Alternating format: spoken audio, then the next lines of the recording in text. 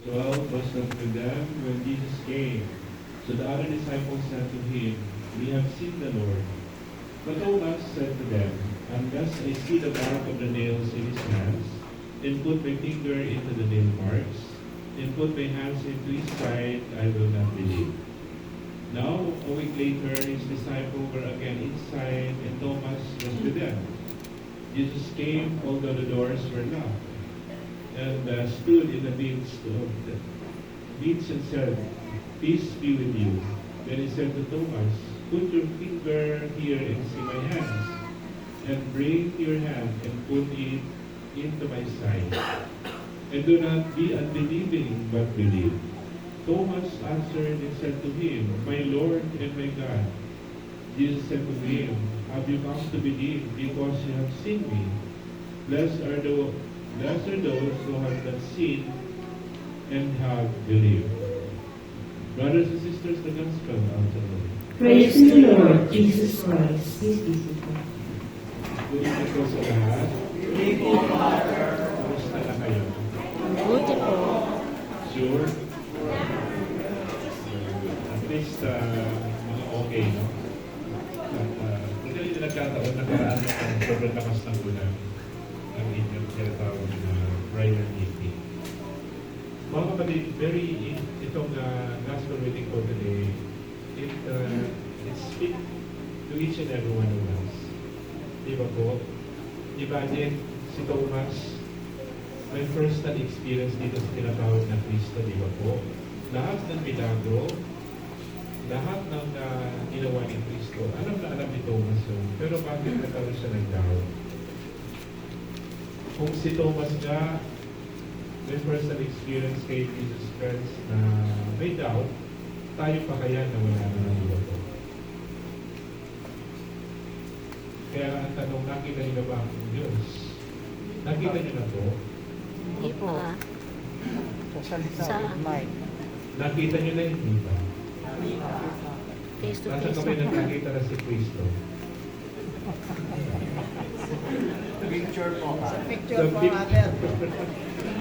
Ay, ano ba ito mga nasa marriage encounter na to? Ano ba naman ito? Picture, Father, nakita. Ano ba naman yun? Di ba? Nasa talk yan. Kumbira tayo.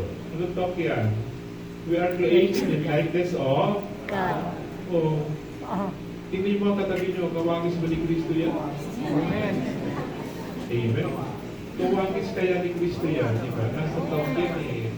Nasa module ng marriage encounter. Ibig sabihin nito, di ba? Ano yung dalawang very important dun sa ano natin, sa talk na yun? Naku, nakalimutan agad. Di ba? Ano yun? Openness to God's plan. and openness Openness. to share. Di ba? Hala. Ano ba ito? Kailangan siguro mag-take on kayo. Openness to listen and openness to share. Di ba yun yun? Ibig sabihin nito, kung paano ka makinig sa asawa mo, ganun ka rin makinig sa Diyos. O, ayan na. O, paano ka kayo makinig sa asawa nyo? Away agad? Nagpapakayan agad. Parang yung parents ko mo, gano'n, nani at tatay ko, hindi yun eh. Nag-uusap lang silang dalawa. Mamaya nagsisigawan na sila. Sabi ko, ito talagang dalawang matanda na ito. Sabi ko, ano ba naman yan? Kaya na ako pumunta sa bahay, ganyan pa ang attitude ng dalawa. Biglang tatahimik na yung dalawa. Kasi talagang hindi ko alam. Ang ayos naman ito mag-usap. Openness to listen. Listen to the word of God. Ano nga ba? Ano yung narinig niyo po dito sa gospel reading for today? Doubting Thomas. Anong sabi niya? O sige na, doubting Thomas. Ano yung pinaka-importante dito? Ano ba agad yung nasabi ni Thomas after niya, totoo pala? My Lord and my God. Very important yung word na yan. Na hopefully, yan din ang maging prayer ninyo. Pag na-encounter niyo si Jesus Christ, good or bad, sa buhay natin, dapat lang yung sinasabi, my Lord and my God. Eh kayo, ano pa sinasabi ninyo? Isa lang naman ang sinasabi ng asawa eh. Panginoon, patawarin mo siya. Hindi niya alam ang kanya. So yan, pag ang asawa niya ay medyo nagaganyan na, sabihan niya na kaasyan, Lord, patawarin mo siya, hindi niya alam ang kanya. Ginagawa. And that's the beginning of wisdom. Amen. Kaya nga po kayo, nagtagal kayo sa inyong buhay may asawa, di ba po? Because you accept each other's weaknesses and limitations. Tama po mali. At ano sinasabi doon sa marriage encounter, di ba? Mamahalin mo yung asawa mo na yan. Maniniwala ka talaga sa asawa mo kasi yan ang challenge sa ating gospel reading for today. Di ba po? Kailangan paniniwalaan mo. Ang ganda kaya ng module ng marriage encounter. Mapasok din yung confidence, pananampalataya, yung pagtitiwala sa bawat isa. Di ba po? Yes. Confidence o hindi? Ano ba ibig sabihin ng confidence? Okay. Tama ang pagtitiwala. Confidence na ano? Pagtitiwala na ano? Na hindi ka gamitin ng asawa mo. Yung mga kinikwento mo sa kanya, yung sinishare mo sa kanya, di ba po? Kaya na ayaw minsan bumukas ng tawag ito, ng problema ang asawa mo kasi alam mo na, ay naku, pagtatawanan ako niya. Ay naku, gagamitin sa akin later on. Ang mga babae pa naman, historical yan. Tama mo mali.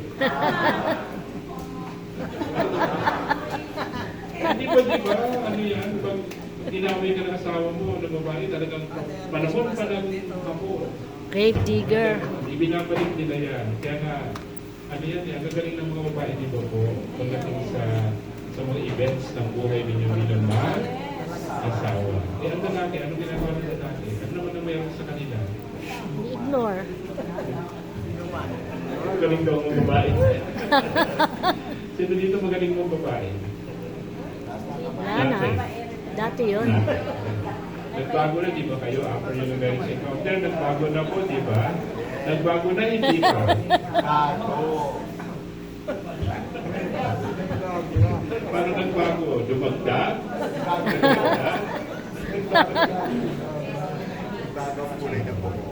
So mga kapatid, sabi nga sa, you have come to believe because you have seen me. Blessed are those who have not seen and have believed. Di ba may kanta yan? Alam niyo yung kanta sa Nag-Esmita? Na, hindi sa langit mong pangako sa akin, di ba? Ako'y manananan na kita'y mali. Ang ganda kaya ng kantang yan, hindi dahil ipinangako mo na ganito, ano ka na. Pero yung kanta na yun, it's all about faith. Hindi sa langit mong pangako sa akin para kita ay mahalin. Di ba po? Ang ganda-ganda ng kanta na yan. Tingnan niyo po, ang message niyan pagdating dito sa tinatawag na pananampalataya. Kaya kami isa din na kwento ng mag-asawa. Tinanong, renewal ng kasal nila. Renewal po ng kasal ng mag-asawa. Tinanong siya, pamimiliin ka, ano ang gusto mo? Pera o misis? Tinanong ng pare, renewal ng kasal nila after 50 years. Sino na kami pila dito? Konti na lang pa. Dito, may goal na sila dito, no?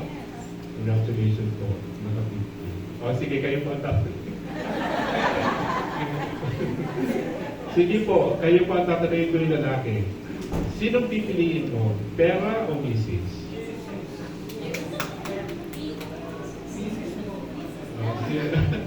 Congratulations. So mga may misunderstanding dyan, di ba hindi nagkakaayos? Ano pipiliin mo? Pera o misis? Pera. Pinili ng lalaki ay pera. Tinanong nung pare, bakit pera? Bakit pera ang pinili? Ano sabi niya? Father, kasi, yung pera, pag ginagay mo sa bangko, may interest. Pero yung misis ko po habang tumatagal, nawawalan ako ng interest. So, anong pipiliin nyo? Pero na yan. Pero anyway, okay. Tayo po ay natutuwa sa kung ano ng mga bagay na ganyan. But, you know, ito pong prayer niya, ito yung my Lord and my God. Di ba po? Pag tinataas kanya yung hostya, narinig ko sa ibang tao yan eh. Di ba sinasabi nila, my Lord and my God. So kay challenge, pag tinangat ulit, my Lord and my God. Hopefully mga kapatid, ito po ang magiging prayer natin ngayong feast day ni St. Thomas. Sino ang St. Thomas? Di ba na doubting apostle siya? Ano pa ang ginawa niya? Hindi siya naniwala. So yung kamban, di ba? Tinatawag na kamban. So kakamban natin si Thomas. Thomas represent each and every one of us. Amen? Na ngayon ay nandito na kayo sa renewal. Ang tawag ito? Very encounter. Nasa renewal na kayo. So panghawakan na natin yung walang doubt para sa Kanya. Amen? Sigurado po ako kung pinahawakan natin yan, magkikita-kita tayo sa finals. Tama po mali? Saan yung finals? Saan sa buhay na walang? Oh. Sino gusto makarating doon? Taas ang kamay. Nauna!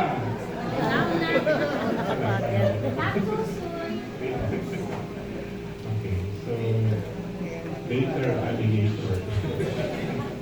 So mga kapatid, sa ating pagpapatuloy, hopefully naging pamantayan natin si Thomas sa ating paglalakbay dito sa mundong iba.